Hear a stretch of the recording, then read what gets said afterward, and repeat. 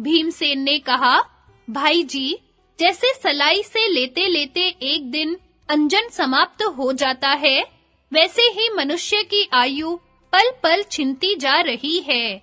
ऐसी स्थिति में मनुष्य को क्या समय की बाट जोहते हुए बैठे रहना चाहिए? जिसे अपनी लंबी उम्र का पता हो, अपने अंत समय का ज्ञान हो, जो भूत भविष्य आदि सब वस्तुओं को प्रत्यक्ष देख सकता हो, केवल उसी को समय की प्रतीक्षा करनी चाहिए। मृत्यु सिर पर सवार है, इसलिए उसके प्रकट होने के पहले ही हमें राज्य प्राप्त करने का उपाय कर लेना चाहिए। आप बुद्धिमान, पराक्रमी, शास्त्रज्ञ और सम्मानित वंश के हैं। आप धृतराष्ट्र के दुष्ट पुत्रों पर क्षमा क्यों करते हैं? इस तरह चुपचाप बैठकर विलंब करने का क्या कारण है? आप हम लोगों को वन में गुप्त रखना चाहते हैं। यह तो ऐसा ही है जैसे कोई घास के पूले से हिमालय को ढकना चाहिए। आप एक जगत प्रसिद्ध व्यक्ति हैं। जैसे सूर्य आकाश में छिपकर नहीं विचर सकता, वैसे ही आप भी कहीं नहीं छिप सकते। अर्जुन, नकुल अथवा सहदेव ही एक साथ रहकर कैसे छिप सकेंगे? भला यह राजपुत्री द्रौपदी ही कैसे छिपकर रहेगी? मुझे तो बच्चे और बूढ़े सभी पहचानते हैं। मैं 1 वर्ष तक गुप्त कैसे रह सकूंगा? हम लोग अब तक वन में 13 महीने बिता चुके हैं। वेद के आज्ञा अनुसार आप इन्हें ही 13 वर्ष गिन लीजिए। महीने वर्ष के प्रतिनिधि हैं, इसलिए 13 महीने में भी 13 वर्ष की प्रतिज्ञा पूरी कर सकते हैं। भाई जी, आप शत्रुओं के विनाश के लिए एक निश्चय कर लीजिए। क्षत्रियों के लिए युद्ध के अतिरिक्त कोई धर्म नहीं है, इसलिए आप युद्ध का निश्चय कीजिए। कुछ समय तक सोच विचार कर युधिष्ठिर ने कहा, वीर भीमसेन, तुम्हारी दृष्टि केवल अर्थ पर है, इसलिए तुम्हारा कहना भी ठीक ही है। परंतु मैं दूसरी बात कह रहा हूँ। केवल साहस से ही तो कोई काम नहीं करना चाहिए ना। वैसे काम से तो करने वाले को ही दुख भोगना पड़ता है। कोई भी काम करना हो तो भली भांति विचार करके युक्ति और उपायों के द्वारा करना चाहिए। फिर तो देव भी अनुकूल हो जाता है। प्रयोजन सिद्धि में कोई संदेह नहीं रहता। बल एवं घमंड से उत्साहित होकर बाल सुलभ चपलता के कारण तुम जिस काम को प्रारंभ करने के लिए कह रहे हो, उसके संबंध में मुझे बहुत कुछ कहना है। भूरिश्रवा, शल, जलसंध, भीष्म, द्रोण, कर्ण, अश्वत्थामा तथा दुर्योधन, दुःशासन आदि धृतराष्ट्र के प्रचंड पुत्र शस्त्र अस्त्र विद्या में बड़े कुशल और हम पर आक्रमण करने के लिए तैयार हैं। पहले हम लोगों ने जिन राजाओं को बलपूर्वक दबा दिया था, वे अब उनसे मिल गए हैं। दुर्योधन ने कौरव सेना के सब वीरों, सेनापतियों और मंत्रियों को तथा उनके परिवार वालों को भी उत्तम-उत्तम वस्तुएं तथा भोग सामग्री देकर अपने पक्ष में कर लिया है। वे दम रहते दुर्योधन की ओर से लड़ेंगे, ऐसा मेरा निश्चित विचार है। यद्यपि भीष्म पितामह, द्रोणाचार्य और कृपाचार्य उन पर और हम पर समान दृष्टि रखते हैं, तथापि उन्होंने राज्य का अन्न खाया है, इसलिए उसका बदला चुकाने के लिए दुर्योधन की ओर से प्राणपण से लड़ेंगे। वे सब अस्त्र शस्त्र के मर्मज्ञ और ईमानदार हैं। मेरा विश्वास है कि समस्त देवताओं के साथ इंद्र भी उन्हें नहीं जीत सकते। कर्ण की वीरता, उत्साह और प्रवीणता अपूर्व है। उसका शरीर अभेद्य कवच से ढका रहता है। उनको जीते बिना तुम दुर्योधन को नहीं मार सकते। इस प्रकार भीमसेन के साथ युधिष्ठिर बातचीत कर ही रहे थे कि भगवान श्री कृष्ण द्वैपायन वेद व्यास जी वहां आ पहुंचे। युधिष्ठिर को व्यास जी का उपदेश, प्रतिस्मृति विद्या प्राप्त करके अर्जुन की तपोवन यात्रा एवं इंद्र द्वारा परीक्षा। वैशंपायन जी कहते हैं जन्मेजय, पांडवों ने आगे बढ़कर वेद व्यास जी का स्वागत किया। उन्होंने व्यास जी को आसन पर बैठाकर विधि पूर्वक उनकी पूजा की। वेद व्यास जी ने धर्मराज युधिष्ठिर से कहा कि प्रिय युधिष्ठिर, मैं तुम्हारे मन की सब बात जानता हूँ, इसी से इस समय तुम्हारे पास आया हूँ। तुम्हारे हृदय में भीष्म, द्रोणाचार्य, कृपाचार्य, कर्ण, अश्वत्थामा और दुर्योधन आदि का जो भय है, उसका मैं शास्त्रोक्त रीति से विनाश करूंगा। तुम मेरा बतलाया हुआ उपाय करो, तुम्हारे मन का सारा दुख मिट जाएगा। यह कहकर वेद व्यास जी युधिष्ठिर को एकांत में ले गए और बोले, युधिष्ठिर, तुम मेरे शरणागत शिष्य हो, इसलिए मैं तुम्हें मूर्तिमान सिद्धि के समान प्रतिस्मृति नाम की विद्या देता हूँ। तुम यह विद्या अर्जुन को सिखा देना, इसके बल से वह तुम्हारा राज्य शत्रुओं के हाथ से छीन लेगा। अर्जुन तपस्या तथा पराक्रम के द्वारा देवताओं के दर्शन की योग्यता रखता है। वह नारायण का सहचर महातपस्वी ऋषि नर है। उसे कोई जीत नहीं सकता। यह अच्युत स्वरूप है। इसलिए तुम इसको अस्त्र विद्या प्राप्त करने के लिए भगवान शंकर, देवराज इंद्र, वरुण, कुबेर और धर्मराज के पास भेजो। यह उनसे अस्त्र प्राप्त करके बड़े पराक्रम का काम करेगा। अब तुम लोगों को किसी दूसरे वन में जाकर रहना चाहिए, क्योंकि तपस्वियों को चिरकाल तक एक स्थान पर रहना दुखदाई हो जाता है। ऐसा कहकर भगवान वेद व्यास ने राजा युधिष्ठिर को प्रतिस्मृति विद्या का उपदेश किया और उनसे अनुमति लेकर वे वहीं अंतर्धान हो गए। धर्मात्मा युधिष्ठिर भगवान व्यास के उपदेशानुसार मंत्र का मनन और जप करने लगे। उनके मन में बड़ी प्रसन्नता हुई। वे अब द्वैत वन से चलकर सरस्वती तटवर्ती काम्यक वन में आए। वेदज्ञ और तपस्वी ब्राह्मण भी उनके पीछे-पीछे वहां आ पहुंचे। वहां रहकर पांडव अपने मंत्री और सेवकों के साथ विधि पूर्वक पितृ, देवता और ब्राह्मणों को संतुष्ट करने लगे। धर्मराज ने एक दिन व्यास जी के आदेशानुसार अर्जुन को एकांत में बुलाया और बोले, अर्जुन, भीष्म, द्रोणाचार्य, कृपाचार्य, कर्ण, अश्वत्थामा आदि अस्त्र शस्त्रों के बड़े मर्मज्ञ हैं। दुर्योधन ने सत्कार करके उन्हें अपने वश में कर लिया है। अब हमें केवल तुमसे ही आशा है। मैं इस समय तुम्हें एक अवश्य कर्तव्य बतलाता हूँ। भगवान वेद व्यास ने मुझे एक गुप्त विद्या का उपदेश दिया है।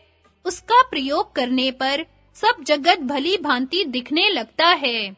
तुम सावधानी के साथ मुझसे वह मंत्र विद्या सीख लो और समय पर देवताओं का कृपा प्रसाद प्राप्त कर लो। इसके लिए तुम दृढ़ ब्रह्मचर्य व्रत धारण करो तथा धनुष, बाण, कवच और खड्ग लेकर साधुओं की तरह मार्ग में किसी को अवकाश दिए बिना उत्तर दिशा की यात्रा करो। वहां तुम उग्र तपस्या करके मन को परमात्मा में लीन करते हुए देवताओं की कृपा प्राप्त करना। वृत्रासुर से भयभीत होकर देवताओं ने अपने सब अस्त्रों का बल इंद्र को सौंप दिया था। इसलिए सारे अस्त्र शस्त्र इंद्र के ही पास हैं। तुम इंद्र की शरण में जाओ, वे तुम्हें सब अस्त्र देंगे। तुम आज ही मंत्र की दीक्षा लेकर इंद्रदेव के दर्शन के लिए जाओ।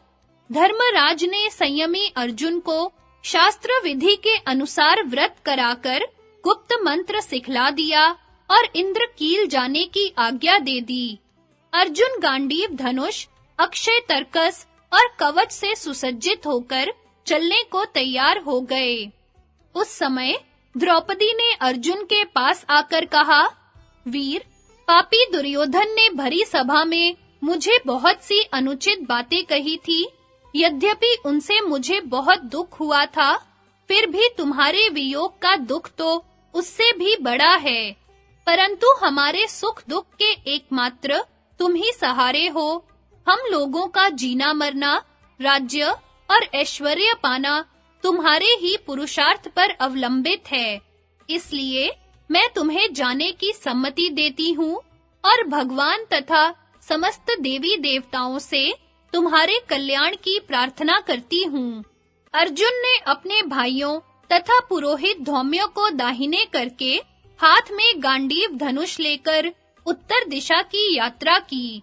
परम पराक्रमी अर्जुन जब इंद्र का दर्शन कराने वाली विद्या से युक्त होकर मार्ग में चल रहे थे, तब सभी प्राणी उनका रास्ता छोड़कर दूर हट जाते।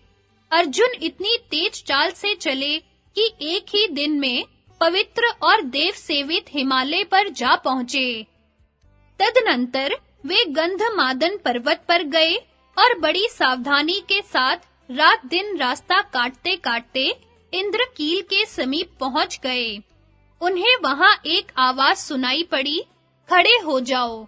इधर-उधर देखने पर मालूम हुआ कि एक वृक्ष की छाया में कोई तपस्वी बैठा हुआ है। तपस्वी का शरीर तो दुबला था, परंतु ब्रह्म तेज से चमक रहा था।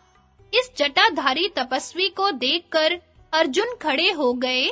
तपस्वी ने कहा, तुम धनुष बाण, कवच और तलवार धारण किए कौन हो? यहाँ आने का क्या प्रयोजन है? यहाँ शस्त्रों का कुछ काम नहीं। शांत स्वभाव तपस्वी रहते हैं, युद्ध होता नहीं, इसलिए तुम अपना धनुष फेंक दो। तपस्वी ने मुस्कुराकर कई बार यह बात कही, परंतु अर्जुन टस से मस नहीं हुए। उन्होंने शस्त्र न छोड़ने का निश्चय कर रखा था। अर्जुन को अविचल देखकर तपस्वी ने हंसते हुए कहा, अर्जुन, मैं इंद्र हूँ, तुम्हारी जो इच्छा हो मुझसे मांग लो। अर्जुन ने दोनों हाथ जोड़कर इंद्र को प्रणाम किया, बोले, भगवन, मैं आपसे संपूर्ण अस्त्र विद्या सीखना चाहता हूँ, आप मुझे यही वर दीजिए। इंद्र ने कहा, अब तुम अस्त्रों को सीखकर क्या करोगे? मन चाहे ऐश्वर्य भोग मांग लो। अर्जुन ने कहा, मैं लोभ, काम, देवत्व, सुख अथवा ऐश्वर्य के लिए अपने भाइयों को वन में नहीं छोड़ सकता। मैं तो अस्त्र विद्या सीखकर अपने भाइयों के पास ही लौट जाऊंगा। इंद्र ने अर्जुन को समझाकर कहा, वीर, जब तुम्हें भगवान शंकर का दर्शन होगा, तब तुम्हें मैं सब दिव्य अस्त्र दे दूंगा। तुम उनके दर्शन के लिए प्रयत्न करो। उनके दर्शन से सिद्ध होकर तुम स्वर्ग में आओगे। इंद्र वही तपस्या, शंकर के साथ युद्ध, पाशुपतास्त्र तथा दिव्य अस्त्रों की प्राप्ति। जन्मेजय ने पूछा, भगवन, मनस्वी अर्जुन ने किस प्रकार दिव्य अस्त्र प्राप्त किए? यह बात मैं विस्तार से सुनना चाहता हूँ। वैशंपायन जी ने कहा, जन्मेजय, महारथी एवं दृढ़ निश्चयी अर्जुन हिमालय लांघकर एक बड़े कंटीले जंगल में जा पहुँचे। उसकी शोभा अपूर्व थी। उसे देखकर अर्जुन के मन में प्रसन्नता हुई। वे डाभ के वस्त्र, दंड, मृगछाला और कमंडलू धारण करके आनंद पूर्वक तपस्या करने लगे। पहले महीने में उन्होंने 3-3 दिन पर पेड़ों से गिरे सूखे पत्ते खाए, दूसरे महीने में 6-6 दिन पर और तीसरे महीने में 15-15 दिन पर। चौथे महीने में बांह उठाकर पैर के अंगूठे की नोक के बल पर निराधार खड़े हो गए और केवल हवा पीकर तपस्या करने लगे। नित्य जल में स्नान करने के कारण उनकी जटाएं पीली-पीली हो गई थी। बड़े-बड़े ऋषि मुनियों ने भगवान शंकर के पास जाकर प्रार्थना की। उन्होंने कहा, भगवन, अर्जुन की तपस्या के तेज से दिशाएं धूमिल हो गईं। भगवान शंकर ने उनसे कहा, मैं आज अर्जुन की इच्छा पूर्ण करूंगा। ऋषियों के जाने पर भगवान शंकर ने सोने का सा दमकता हुआ भील का रूप ग्रहण किया। सुंदर धनुष, सर्पाकार बाण लेकर पार्वती के साथ वे अर्जुन के पास आए। बहुत से भूत प्रेत भी वेश बदलकर भील भीलनियों के वेश में उनके साथ हो लिए। भील वेशधारी भगवान शंकर ने अर्जुन के पास आकर देखा कि मूक दानव जंगली शूकर का वेश धारण कर तपस्वी अर्जुन को मार डालने की घात देख रहा है। अर्जुन ने भी शूकर को देख लिया। उन्होंने गांडीव धनुष पर सर्पाकार बाण चढ़ाकर धनुष टंकारते हुए मूक दानव से कहा, दुष्ट, तू मुझ निरपराध को मारना चाहता है, इसलिए मैं तुझे पहले ही यमराज के हवाले करता हूँ। ज्यों ही उन्होंने बाण छोड़ना चाहा, भील वेशधारी शिवजी ने रोककर कहा कि मैं पहले से ही इसे मारने का निश्चय कर चुका हूँ, इसलिए तुम इसे मत मारो। अर्जुन ने भील की बात की कुछ भी परवाह न करके शूकर पर बाण छोड़ दिया। शिवजी ने भी उसी समय अपना वज्र सा बाण चलाया। दोनों के बाण मूक के शरीर पर जाकर टकराए। बड़ी भयंकर आवाज हुई। इस प्रकार असंख्य बाणों से शूकर का शरीर बिंध गया। वह दानव के रूप में प्रकट होकर मर गया। अब अर्जुन ने भील की ओर देखा। उन्होंने कहा, तू कौन है? इस मंडली के साथ निर्जन वन में क्यों घूम रहा है? यह शूकर मेरा तिरस्कार करने के लिए यहाँ आया था। मैंने पहले ही इसको मारने का विचार भी कर लिया था, फिर तूने इसका वध क्यों किया? अब मैं तुझे जीता नहीं छोड़ूंगा। भील ने कहा, इस शूकर पर मैंने तुमसे पहले प्रहार किया। मेरा विचार भी तुमसे पहले का था। यह मेरा निशाना था, मैंने ही इसे मारा है। तुम तनिक ठहर जाओ, मैं बाण चलाता हूँ। शक्ति हो तो सहो, नहीं तो तुम ही मुझ पर बाण चलाओ। भील की बात सुनकर अर्जुन क्रोध से आग बबूला हो गए। वे भील पर बाणों की वर्षा करने लगे। अर्जुन के बाण जैसे ही भील के पास आते, वह उन्हें पकड़ लेता। भील वेशधारी भगवान शंकर हंसकर कहते कि मंद बुद्धे, मार, खूब मार, तनिक भी कमी न कर। अर्जुन ने बाणों की झड़ी लगा दी। दोनों ओर से बाणों की चोट होने लगी। भील का एक बाल भी बांका न हुआ। यह देखकर अर्जुन के आश्चर्य की सीमा न रही। अर्जुन कुड़-कुड़ कर बाण छोड़ते और वे हाथ से पकड़ लेते। अर्जुन के बाण समाप्त हो गए। अब अर्जुन ने धनुष की नोक से मारना शुरू किया। भील ने धनुष भी छीन लिया। तलवार का प्रहार किया तो वह दो टुकड़े होकर जमीन पर गिर पड़ी। पत्थरों और वृक्षों से प्रहार करना चाहा तो भील ने प्रहार करने के पहले ही छीन लिया। अब घूसे की बारी आई। भील ने बदले में जो घूसा मारा, उससे अर्जुन का होश हवा हो गया। अब भील ने अर्जुन को दोनों भुजाओं में दबाकर पिंडी कर दिया। वे हिलने चलने में भी असमर्थ हो गए। दम घुटने लगा, लहूलुहान होकर जमीन पर पड़ गए। थोड़ी देर बाद अर्जुन को होश आया। उन्होंने मिट्टी की एक वेदी बनाई, उस पर भगवान शंकर की स्थापना की और शरणागत होकर उनकी पूजा करने लगे। अर्जुन ने देखा कि जो पुष्प उन्होंने शिव मूर्ति पर चढ़ाया है, वह भील के सिर पर है। अर्जुन को प्रसन्नता हुई, वह कुछ शांत हुए। उन्होंने भील के चरणों में प्रणाम किया। भगवान शंकर ने प्रसन्न होकर आश्चर्यचकित और घायल अर्जुन से मेघ गंभीर वाणी में कहा, अर्जुन, तुम्हारे अनुपम कर्म से मैं प्रसन्न हूँ। तुम्हारे जैसा शूर और धीर क्षत्रिय दूसरा नहीं है। तुम्हारा तेज और बल मेरे समान है। मैं तुम पर प्रसन्न हूँ। तुम मेरे स्वरूप का दर्शन करो। तुम सनातन ऋषि हो। तुम्हें मैं दिव्य ज्ञान देता हूँ। इसके प्रभाव से तुम शत्रुओं और देवताओं को भी जीत सकोगे। मैं प्रसन्न होकर तुम्हें एक ऐसा अस्त्र बतलाता हूँ जिसका कोई निवारण नहीं कर सकता। तुम क्षण भर में ही मेरा वह अस्त्र धारण कर सकोगे। अब अर्जुन ने भगवती पार्वती और भगवान शंकर का दर्शन किया। उन्होंने घुटने टेक चरणों का स्पर्श कर भगवान गौरी शंकर को प्रणाम किया। अर्जुन भगवान शंकर को प्रसन्न करने के लिए स्तुति करने लगे। प्रभु, आप देवताओं के स्वामी महादेव हैं। आपके कंठ में जगत के उपकार का चिन्ह नीलिमा है, सिर पर जटा है। आप कारणों के भी परम कारण, त्रिनेत्र एवं व्यापक हैं। आप देवताओं के आश्रय एवं जगत के मूल कारण हैं। आपको कोई नहीं जीत सकता। आप ही शिव और आप ही विष्णु हैं। मैं आपके चरणों में प्रणाम करता हूँ। आप दक्ष के यज्ञ के विध्वंसक एवं हरिहर स्वरूप हैं। आपके ललाट में नेत्र हैं। आप सर्व स्वरूप, भक्तवत्सल, त्रिशूलधारी एवं पिनाक पाणी हैं और सूर्य स्वरूप, शुद्ध मूर्ति एवं सृष्टि के विधाता हैं। मैं आपके चरणों में प्रणाम करता हूँ। सर्वभूत महेश्वर, सर्वेश्वर, कल्याणकारी परम कारण, स्थूल सूक्ष्म स्वरूप, मैं आपसे क्षमा याचना करता हूँ। मुझे क्षमा कीजिए।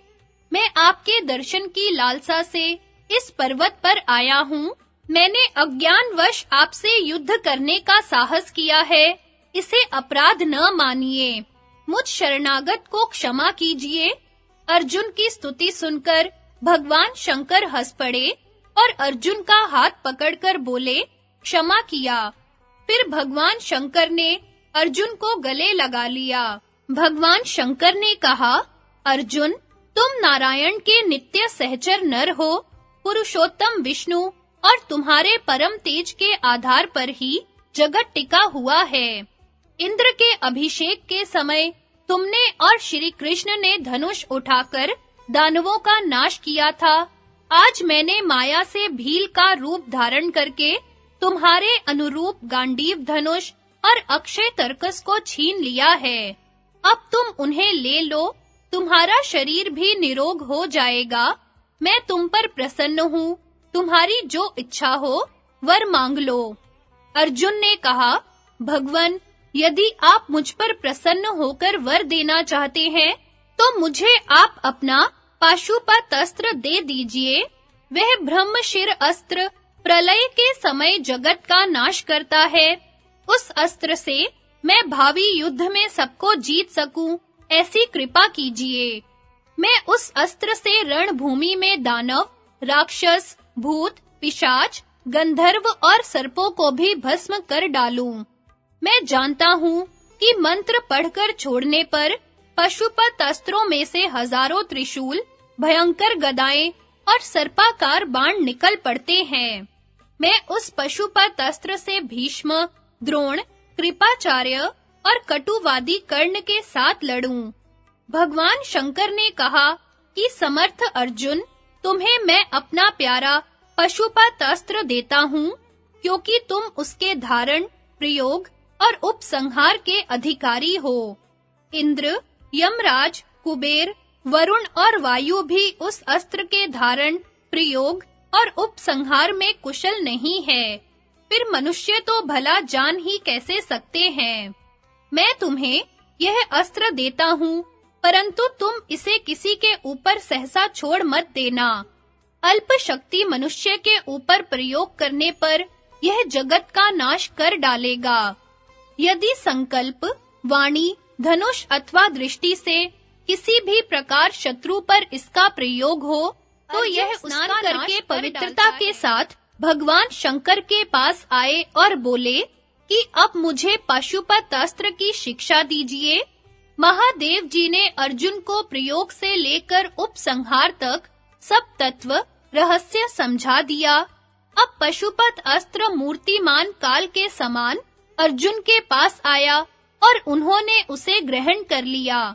उस समय पर्वत, वन, समुद्र, नगर, गांव और खानों के साथ सारी पृथ्वी डगमगाने लगी। भगवान शंकर ने अर्जुन को आज्ञा दी कि अब तुम स्वर्ग में जाओ। अर्जुन भगवान शंकर को प्रणाम करके हाथ जोड़े खड़े रहे। भगवान शंकर ने गांडीव धनुष अपने हाथ से उठाकर अर्जुन को दे दिया। वे अर्जुन के सामने ही आकाश मार्ग से चले गए। अर्जुन की मानसिक स्थिति बड़ी विलक्षण हो रही थी। वे सोच रहे थे कि आज मुझे भगवान शंकर के दर्शन मिले। उन्होंने मेरे शरीर पर अपना वरद हस्त फेरा। मैं धन्य हूँ, आज मेरा काम पूर्ण हो गया। अर्जुन यही सब सोच रहे थे कि उनके सामने वैदूर्य मणि के समान कांतिमान, जलचरों से घिरे जलाधीश वरुण, सुवर्ण के समान दमकते हुए शरीर वाले धनाधीश कुबेर, सूर्य के पुत्र यमराज और बहुत से गुह्यक गंधर्व आदि मंद्राचल के तेजस्वी शिखर पर आकर उतरे। कुछ ही क्षण बाद देवराज इंद्र भी इंद्राणी के साथ ऐरावत पर बैठकर देवगणों सहित मंद्राचल पर आए। सब देवताओं के आ जाने पर धर्म के मर्मज्ञ यमराज ने मधुर वाणी से कहा, अर्जुन, देखो, सब लोकपाल तुम्हारे पास आए हैं। आज तुम हम लोगों के दर्शन के अधिकारी हो गए हो, इसलिए दिव्य दृष्टि लो, हमारा दर्शन करो। तुम सनातन ऋषि नर हो, तुमने मनुष्य रूप में अवतार ग्रहण किया है। अब तुम भगवान श्री कृष्ण के साथ रहकर पृथ्वी का भार मिटाओ। मैं तुम्हें अपना वह दंड देता हूँ जिसका कोई निवारण नहीं कर सकता। अर्जुन ने आदर के साथ वह दंड स्वीकार किया। उसका मंत्र, पूजा का विधान तथा प्रयोग उपसंहार की विधि भी सीख ली। वरुण ने कहा, अर्जुन, मेरी ओर देखो, मैं जलाधीश वरुण हूँ। मेरा वारुण पाश युद्ध में कभी निष्फल नहीं होता। तुम इसे ग्रहण करो और छोड़ने लौटाने की गुप्त विधि भी सीख लो। तारकासुर के घोर संग्राम में इसी पाश से मैंने हजारों दैत्यों को पकड़कर कैद कर लिया था। तुम इसके द्वारा चाहे जिसको कैद कर सकते हो। अर्जुन के पाश स्वीकार कर लेने पर धनाधीश कुबेर ने कहा, अर्जुन, तुम भगवान के नर रूप हो। पहले कल्प में तुमने हमारे साथ बड़ा परिश्रम किया है, इसलिए तुम मुझसे अंतर्धान नामक अनुपम अस्त्र ग्रहण करो। यह बल, पराक्रम एवं तेज देने वाला अस्त्र मुझे बहुत ही प्यारा है। इससे शत्रु सोए से होकर नष्ट हो जाते हैं। भगवान शंकर ने त्रिपुरासुर को नष्ट करते समय इसका प्रयोग करके असुरों को भस्म कर डाला था। यह तुम्हारे लिए ही है, तुम इसे धारण करो। अर्जुन के स्वीकार कर लेने पर देवराज इंद्र ने मेघ गंभीर वाणी से कहा, प्रिय अर्जुन, तुम भगवान के नर रूप हो। तुम्हें परम सिद्धि, देवताओं की परम गति प्राप्त हो गई है। तुम्हें देवताओं के बड़े-बड़े काम करने हैं और स्वर्ग में भी चलना है। इसके लिए तुम तैयार हो जाओ। मातली सारथी तुम्हारे लिए रथ लेकर आएगा। उसी समय मैं तुम्हें दिव्य अस्त्र भी दूंगा। इस प्रकार सभी लोकपालों ने प्रत्यक्ष प्रकट होकर अर्जुन को दर्शन और वरदान दिए। अर्जुन ने प्रसन्नता से सबकी स्तुति एवं फल फूल आदि से पूजा की। देवता अपने-अपने धाम को चले गए। स्वर्ग में अर्जुन की अस्त्र एवं नृत्य शिक्षा, उर्वशी के प्रति मात्र भाव, इंद्र का लोमश मुनि को पांडवों के पास भेजना। वैशंपायन जी कहते हैं, जन्मेजय, देवताओं के चले जाने पर अर्जुन वहीं रहकर देवराज इंद्र के रथ की प्रतीक्षा कर रहे थे। थोड़ी ही देर में इंद्र का सारथी मातली दिव्य रथ लेकर वहां उपस्थित हुआ। उस रथ की उज्जवल कांति से आकाश का अंधेरा मिट रहा था। बादल तितर-बितर हो रहे थे। भीषण ध्वनि से दिशाएं प्रतिध्वनित हो रही थी। उसकी कांति दिव्य थी। रथ में तलवार, शक्ति, गदाएं, तेजस्वी भाले, वज्र पहियों वाली तोपें, वायु वेग से गोलियां फेंकने वाले यंत्र, तमंचे तथा और भी बहुत से अस्त्र शस्त्र भरे हुए थे। 10,000 वायुगामी घोड़े उसमें जुटे हुए थे। उस मायामय दिव्य रथ की चमक से आंखें चौंधिया जाती। सोने के दंड में कमल के समान श्याम वर्ण की वैजयंती नामक ध्वजा फहरा रही थी। मातली सारथी ने अर्जुन के पास आकर प्रणाम करके कहा, इंद्र नंदन, श्रीमान देवराज इंद्र आपसे मिलना चाहते हैं। आप उनके इस प्यारे रथ में सवार होकर शीघ्र ही चलिए। सारथी की बात सुनकर अर्जुन के मन में बड़ी प्रसन्नता हुई। उन्होंने गंगा स्नान करके पवित्रता के साथ विधि पूर्वक मंत्र का जप किया। तदनंतर शास्त्रोक्त रीति से देवता ऋषि और पितरों का तर्पण किया। फिर मंदराचल से आज्ञा मांगकर इंद्र के दिव्य रथ पर आ बैठे। उस समय इंद्र का रथ और भी चमक उठा। क्षण भर में ही वह रथ मंदराचल से उठकर वहां के तपस्वी ऋषि मुनियों की दृष्टि से ओझल हो गया। अर्जुन ने देखा कि वहां सूर्य का, चंद्रमा का अथवा अग्नि का प्रकाश नहीं था। हजारों विमान वहां अद्भुत रूप में चमक रहे थे। वे अपनी पुण्य प्राप्त कांति से चमकते रहते हैं और पृथ्वी से तारों के रूप में दीपक के समान दिखते हैं। जब अर्जुन ने इस विषय में मातली से प्रश्न किया, तब मातली ने कहा कि वीर, पृथ्वी पर से जिन्हें आप तारों के रूप में देखते हैं, वे पुण्यात्मा पुरुषों के निवास स्थान हैं। अब तक वह रथ सिद्ध पुरुषों का मार्ग लांघकर आगे निकल गया था। इसके बाद राजऋषियों के पुण्यवान लोक पड़े। तदनंतर इंद्र की पुरी अमरावती के दर्शन हुए।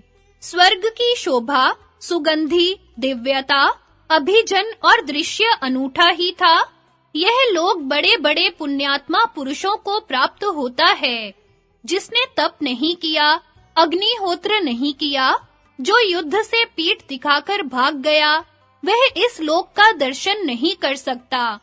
जो यज्ञ नहीं करते, व्रत नहीं करते, वेद मंत्र नहीं जानते, तीर्थों में स्नान नहीं करते, यज्ञ और दानों से बचे रहते हैं, यज्ञ में विघ्न डालते रहते हैं, शूद्र है, शराबी, गुरु स्त्रीगामी, मांस भोजी और दुरात्मा है, उन्हें किसी प्रकार स्वर्ग का दर्शन नहीं हो सकता। अमरावती में देवताओं के सहस्त्रों इच्छा अनुसार चलने वाले विमान खड़े थे।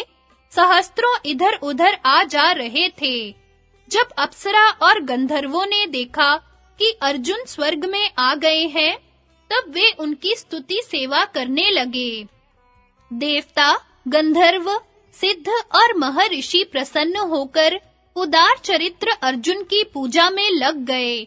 बाजे बजने लगे।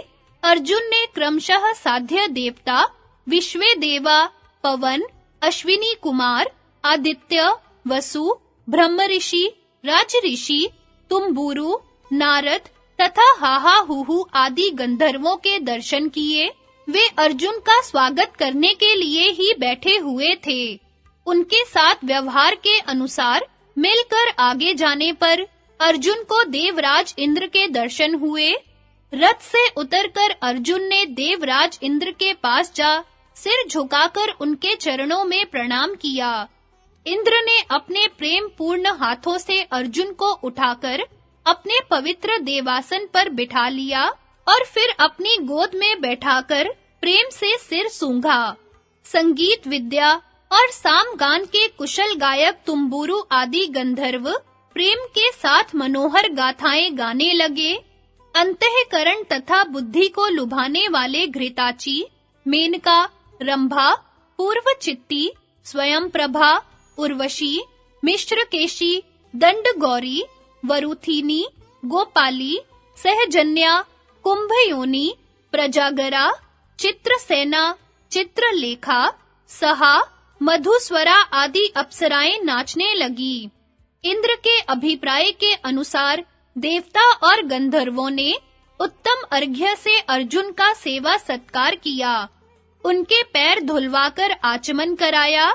इसके अनंतर अर्जुन देवराज इंद्र के भवन में गए। वीर अर्जुन इंद्र के महल में ठहरकर अस्त्रों के प्रयोग और उपसंहार का अभ्यास करने लगे। वे इंद्र के प्रिय और शत्रुघाती वज्र का भी अभ्यास करने लगे।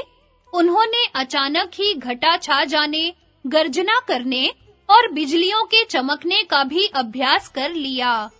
समस्त शस्त्र अस्त्र का ज्ञान प्राप्त करने के अनंतर अर्जुन अपने वनवासी भाइयों का स्मरण करके स्वर्ग से मर्त्य लोक में आना चाहते थे, परंतु इंद्र की आज्ञा से वे 5 वर्ष अनुकूल अवसर पाकर देवराज इंद्र ने अस्त्र विद्या के मर्मज्ञ अर्जुन से कहा कि प्रिय अर्जुन, अब तुम चित्रसेन गंधर्व से नाचना और गाना सीख लो। साथ ही मर्त्य लोक में जो बाजे नहीं है, उन्हें भी बजाना सीख लो। इंद्र के मित्रता करा देने पर अर्जुन चित्रसेन से मिलकर गाने बजाने और नाचने का अभ्यास करने लगे। अर्जुन इस विद्या में प्रवीण हो गए। यह सब करते समय भी जब अर्जुन को अपने भाइयों और माता की याद आ जाती, तब वे दुख से विह्वल हो जाते। एक दिन की बात है, इंद्र ने देखा कि अर्जुन निर्निमेष नेत्रों से उर्वशी की ओर देख रहा है। उन्होंने चित्रसेन को एकांत में बुलाकर कहा कि तुम उर्वशी अप्सरा के पास जाकर मेरा संदेश कहो कि वह अर्जुन के पास जाए। चित्रसेन ने उस परम सुंदरी अप्सरा के पास जाकर कहा कि मैं देवराज इंद्र की आज्ञा से तुम्हारे पास आया हूँ, तुम उनका अभिप्राय सुनो। मध्यम पांडव अर्जुन सौंदर्य, स्वभाव, रूप, व्रत, जितेंद्रियता आदि स्वाभाविक गुणों से देवताओं और मनुष्यों में प्रतिष्ठित, बलवान तथा प्रतिभा संपन्न है। विद्या, ऐश्वर्य, तेज, प्रताप, क्षमा, मात्सर्यहीनता, वेद वेदांग ज्ञान तथा अन्य शास्त्रों के अभ्यास में बड़े निपुण हैं। 8 प्रकार की गुरु सेवा और 8 प्रकार के गुणों वाली बुद्धि को खूब जानते हैं। वे स्वयं ब्रह्मचारी और उत्साही तो हैं ही, मातृकुल और पितृकुल से शुद्ध हैं। उनकी अवस्था भी तरुण है। जैसे इंद्र स्वर्ग की रक्षा करते हैं, वैसे ही वे बिना किसी की सहायता के पृथ्वी की रक्षा कर सकते हैं। वे अपनी नहीं, दूसरों की प्रशंसा करते हैं। सूक्ष्म से सूक्ष्म समस्या को भी स्थूल बात की तरह जान लेते हैं। उनकी वाणी बड़ी मीठी है, मित्रों को खूब खिलाते पिलाते हैं। सत्य प्रेमी, अहंकार रहित, प्रेम पात्र और दृढ़ प्रतिज्ञ हैं। वे अपने सेवकों पर बड़ा प्रेम रखते हैं और गुणों में इंद्र के समकक्ष हैं। तुमने अवश्य ही अर्जुन के गुण सुने होंगे। वे तुम्हारी सेवा से स्वर्ग का सुख प्राप्त करें। इसके लिए तुम्हें मेरी बात माननी चाहिए। उर्वशी ने चित्रसेन का सत्कार किया और प्रसन्न होकर बोली, गंधर्वराज, तुमने अर्जुन के जिन प्रधान गुणों का वर्णन किया है, उन्हें मैं पहले ही सुनकर उन पर मोहित हो चुकी हूँ। मैं अर्जुन से प्रेम करती हूँ और उन्हें पहले ही वर चुकी हूँ। अब देवराज की आज्ञा और तुम्हारे प्रेम से उनके प्रति मेरा आकर्षण और भी बढ़ा है। मैं अर्जुन की सेवा करूंगी, आप जा सकते हैं। चित्रसेन के चले जाने के बाद अर्जुन की सेवा करने की लालसा से उर्वशी ने आनंद के साथ सुगंध स्नान किया। वह सुंदर तो थी ही, अच्छे-अच्छे वस्त्राभूषण भी धारण कर लिए। सुगंधित पुष्पों की माला पहनकर उर्वशी सब प्रकार से सज धज चुकी। तब वह मुस्कुराती हुई पवन और मन के समान तेज गति से क्षण भर में ही अर्जुन के स्थान पर जा पहुंची। द्वारपालों ने उसके आगमन का समाचार अर्जुन के पास पहुंचाया। उर्वशी अर्जुन के पास पहुंच गई। अर्जुन मन ही मन अनेकों प्रकार की शंका करने लगे।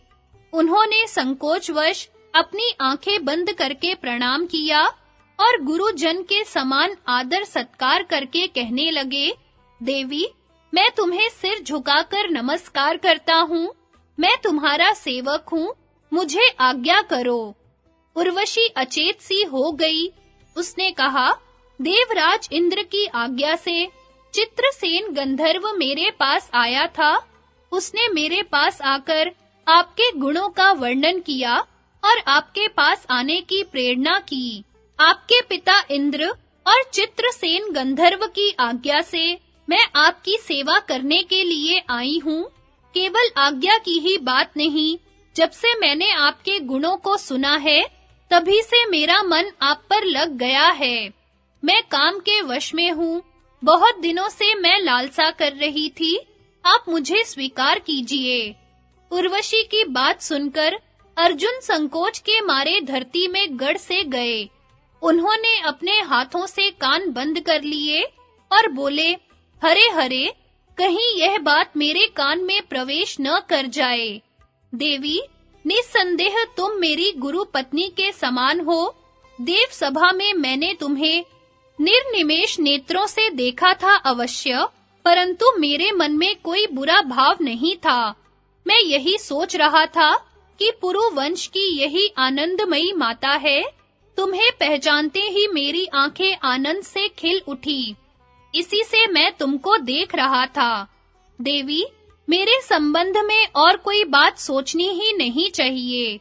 तुम मेरे लिए बड़ों की भी बड़ी और मेरे पूर्वजों की जननी हो।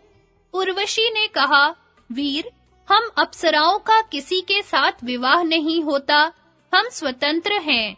इसलिए मुझे गुरुजन की पदवी पर बैठाना उचित नहीं है। आप मुझ पर प्रसन्न हो जाइए, आप मेरा दुख मिटाइए। अर्जुन ने कहा, देवी, मैं तुमसे सत्य सत्य कह रहा हूँ। दिशा और विदिशाएं अपने अधिदेवताओं के साथ मेरी बात सुन लें। जैसे कुंती, माद्री और इंद्रपत्नी शची मेरी माताएं हैं, वैसे ही तुम भी पुरु वंश की जननी होने के कारण मेरी पूजनीय माता हो। मैं तुम्हारे चरणों में सिर झुकाकर प्रणाम करता हूँ। तुम माता के समान मेरी पूजनीय और मैं तुम्हारा पुत्र के समान रक्षणीय हूँ। अर्जुन की बात सुनकर उर्वशी क्रोध के मारे कांपने लगी। उसने भौहें टेढ़ी करके अर्जुन को शाप दिया। अर्जुन, मैं तुम्हारे पिता इंद्र की आज्ञा से कामातुर होकर तुम्हारे पास आई हूँ, फिर भी तुम मेरी इच्छा पूर्ण नहीं कर रहे हो। इसलिए जाओ, तुम्हें स्त्रियों में नर्तक होकर रहना पड़ेगा और सम्मान रहित होकर तुम नपुंसक के नाम से प्रसिद्ध होोगे। उस समय उर्वशी के ओंठ फड़क रहे थे, सांसें लंबी चल रही थी। वह अपने निवास स्थान पर लौट गई। अर्जुन शीघ्रता से चित्रसेन के पास गए और उर्वशी ने जो कुछ कहा था वह सब कह सुनाया। चित्रसेन ने सारी बातें इंद्र से कहीं। इंद्र ने अर्जुन को एकांत में बुलाकर बहुत कुछ समझाया बुझाया और तनिक हंसते हुए कहा, प्रिय अर्जुन, तुम्हारे जैसा पुत्र पाकर कुंती सचमुच पुत्रवती हुई। तुमने अपने धैर्य से ऋषियों को भी जीत लिया। उर्वशी ने तुम्हें जो शाप दिया है उससे तुम्हारा बहुत काम बनेगा।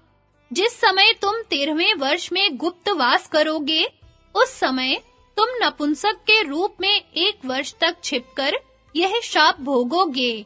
फिर तुम्हें पुरुषत्व की प्राप्ति हो जाएगी। अर्जुन बहुत प्रसन्न हुए, उनकी चिंता मिट गई। वे गंधर्व राज चित्रसेन के साथ रहकर स्वर्ग के सुख लूटने लगे। जन्मेजय, अर्जुन का यह चरित्र इतना पवित्र है कि जो इसका प्रतिदिन श्रवण करता है, उसके मन में भी पाप करने की इच्छा नहीं होती। वास्तव में अर्जुन का यह चरित्र ऐसा ही है। इन्हीं दिनों एक दिन महर्षि लोमश स्वर्ग में आए। उन्होंने देखा कि अर्जुन इंद्र के आधे आसन पर बैठे हुए हैं। वे भी एक आसन पर बैठ गए और मन ही मन सोचने लगे कि अर्जुन को यह आसन कैसे मिल गया। इसने कौन सा ऐसा पुण्य किया है, किन देशों को जीता है, जिससे इसे सर्वदेव वंदित इंद्र आसन प्राप्त हुआ है। देवराज इंद्र ने लोमश मुनि के मन की बात जान ली। उन्होंने कहा, ब्रह्म ऋषि, आपके मन में जो विचार उत्पन्न हुआ है, उसका उत्तर मैं देता हूँ। यह अर्जुन केवल मनुष्य नहीं है, यह मनुष्य रूपधारी देवता है। मनुष्यों में तो इसका अवतार हुआ है। यह सनातन ऋषि नर है। इसने इस समय पृथ्वी पर अवतार ग्रहण किया है। महर्षि नर और नारायण कार्यवश पवित्र पृथ्वी पर श्री कृष्ण और अर्जुन के रूप में अवतीर्ण हुए हैं। इस समय निवात कवच नामक दैत्य मदोन्मत्त होकर मेरा अनिष्ट कर रहे हैं। वे वरदान पाकर अपने आप को भूल गए हैं। इसमें संदेह नहीं कि भगवान श्री कृष्ण ने जैसे कालिंदी के कालिये हृद से सर्पों का उच्छेद किया था, वैसे ही वे दृष्टि मात्र से निवात कवच दैत्यों को अनुचरों सहित नष्ट कर सकते हैं। परंतु इस छोटे से काम के लिए भगवान श्री कृष्ण से कुछ कहना ठीक नहीं है, क्योंकि वे महान तेजः पुंज हैं। उनका क्रोध कहीं जाग उठे तो वह सारे जगत को जलाकर भस्म कर सकता है। इस काम के लिए तो अकेले अर्जुन ही पर्याप्त हैं। ये निवात कवचों का नाश करके तब मनुष्य लोक में जाएंगे। ब्रह्म ऋषि, आप पृथ्वी पर जाकर काम्यक वन में रहने वाले दृढ़ प्रतिज्ञ धर्मात्मा युधिष्ठिर से मिलिए और कहिए कि वे अर्जुन की तनिक भी चिंता न करें। साथ ही यह भी कहिएगा कि अब अर्जुन अस्त्र विद्या में निपुण हो गया है। वह दिव्य नृत्य, गायन और वादन कला में भी बड़ा कुशल हो गया है। आप अपने भाइयों के साथ एकांत और पवित्र तीर्थों की यात्रा कीजिए। तीर्थ यात्रा से सारे पाप ताप नष्ट हो जाएंगे और आप पवित्र होकर राज्य भोगेंगे। ब्रह्म ऋषि, आप बड़े तपस्वी और समर्थ हैं, इसलिए पृथ्वी पर विचरते समय पांडवों का ध्यान रखिएगा। इंद्र की बात सुनकर लोमश मुनि काम्यक वन में पांडवों जाने पर धृतराष्ट्र और पांडवों की स्थिति तथा बृहत शव का आगमन। वैशंपायन जी कहते हैं, जन्मेजय, राजा धृतराष्ट्र को अर्जुन के स्वर्ग में निवास करने का समाचार भगवान व्यास से प्राप्त हुआ। उनके जाने के बाद धृतराष्ट्र ने संजय से कहा, संजय, मैंने अर्जुन का सब समाचार पूर्ण रूप से सुन लिया है। क्या तुम्हें भी उस बात का पता है? मेरे पुत्र दुर्योधन की बुद्धि मंद है, इसी से वह बुरे कामों और विषय भोगों में लगा रहता है। वह अपनी दुष्टता के कारण राज्य का नाश कर डालेगा। धर्मराज युधिष्ठिर बड़े महात्मा है, वे साधारण बातचीत में भी सत्य बोलते हैं। उन्हें अर्जुन सा वीर योद्धा प्राप्त है। अवश्य ही उनका राज्य त्रिलोकी में हो सकता है। जिस समय अर्जुन अपने पैने बाणों का प्रयोग करेगा, उस समय भला कौन उसके सामने खड़ा हो सकेगा? संजय ने कहा, महाराज, आपने दुर्योधन के संबंध में जो कुछ कहा है, वह सत्य है। अर्जुन के संबंध में मैंने यह सुना है कि उन्होंने युद्ध में अपने धनुष का बल दिखाकर भगवान शंकर को प्रसन्न कर लिया है। अर्जुन की परीक्षा करने के लिए देवाधिदेव भगवान शंकर स्वयं भील का वेश धारण करके उनके पास आए थे और उनसे युद्ध किया था। उन्होंने युद्ध में प्रसन्न होकर अर्जुन को दिव्य अस्त्र दिया। अर्जुन की तपस्या से प्रसन्न होकर सब लोकपालों ने आकर अर्जुन को दर्शन दिए और दिव्य अस्त्र शस्त्र दिए। ऐसा भाग्यशाली अर्जुन के सिवा और कौन है?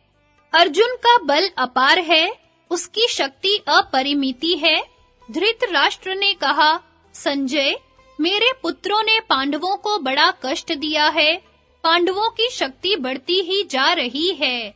जिस समय बलराम और श्री कृष्ण पांडवों की सहायता करने के लिए यदुकुल के योद्धाओं को उत्साहित करेंगे, उस समय कौरव पक्ष का कोई भी वीर उनका सामना नहीं कर सकेगा। अर्जुन के धनुष की टंकार और भीमसेन की गदा का वेग सह सके, हमारे पक्ष में ऐसा कोई भी राजा नहीं है। मैंने दुर्योधन की बातों में आकर अपने हितैषी पुरुषों की हित भरी बातें नहीं मानी।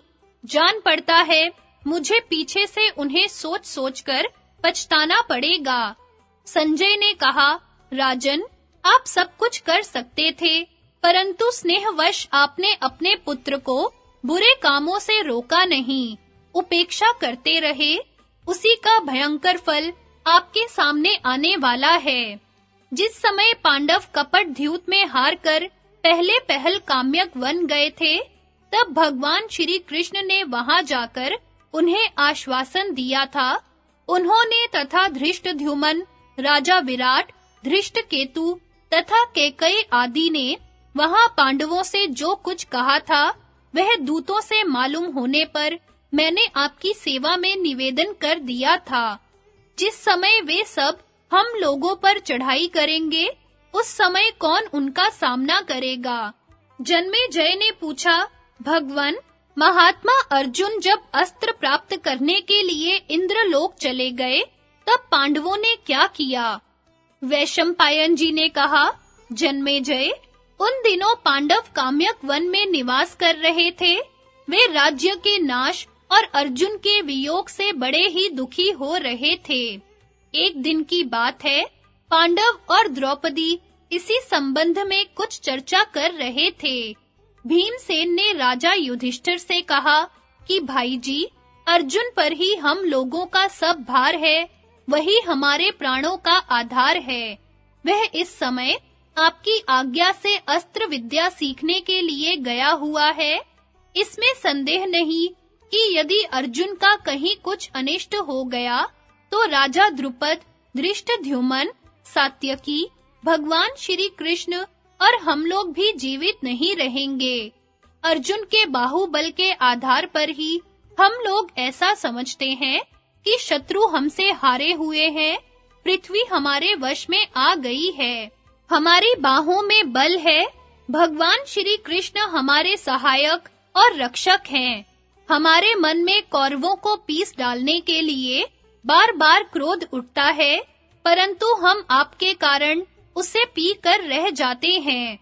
हम भगवान श्री कृष्ण की सहायता से कर्ण आदि सब शत्रुओं को मार डालेंगे और अपने बाहुबल से सारी पृथ्वी को जीतकर राज्य करेंगे। भाई जी, जब तक दुर्योधन पृथ्वी को पूर्ण रीति से अपने वश में कर ले, उसके पहले ही उसे और उसके कुटुंब को मार डालना चाहिए। शास्त्रों में तो यहाँ तक कहा गया है कि कपटी पुरुष को कपट करके भी मार डालना चाहिए। इसलिए यदि आप मुझे आज्ञा दे, तो मैं आग की तरह भभक कर वहां जाऊं और दुर्योधन का नाश कर डालूं। भीमसेन की बात सुनकर युधिष्ठिर ने उन्हें शांत करते हुए माथा सूंघा और कहा, मेरे बलशाली भैया, 13 वर्ष पूरे हो जाने दो, फिर तुम और अर्जुन दोनों मिलकर दुर्योधन का नाश कर देना। मैं असत्य नहीं बोल सकता, क्योंकि मुझ में असत्य है ही नहीं। भीमसेन, जब तुम बिना कपट के भी दुर्योधन और उसके सहायकों का नाश कर सकते हो, तब कपट करने की क्या आवश्यकता है? धर्मराज युधिष्ठिर इस प्रकार भीमसेन को समझा ही रहे थे कि महर्षि बृहदश्व उनके आश्रम में आते हुए दिख पड़े। नल दमयंती की कथा, दमयंती का स्वयंवर और विवाह।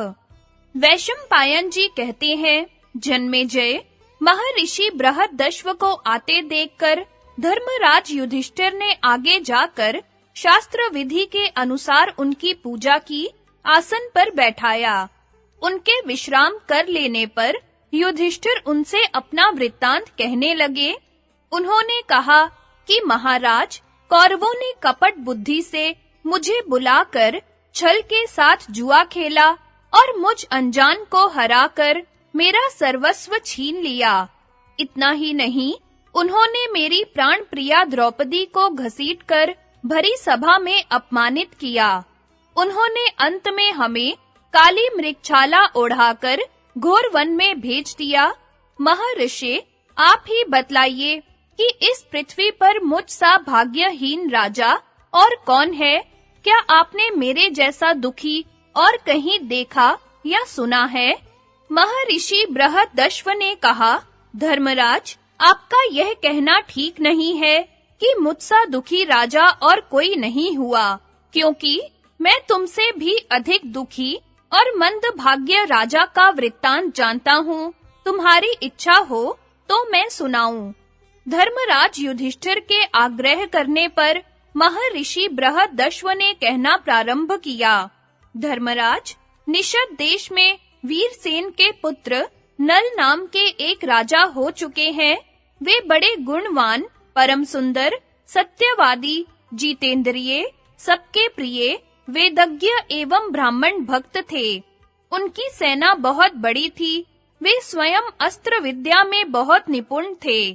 वीर, योद्धा, उदार और प्रबल पराक्रमी भी थे। उन्हें जुआ खेलने का भी कुछ शौक था। उन्हीं दिनों विदर्भ देश में भीमक नाम के एक राजा राज्य करते थे। वे भी नल के समान ही सर्वगुण संपन्न और पराक्रमी थे।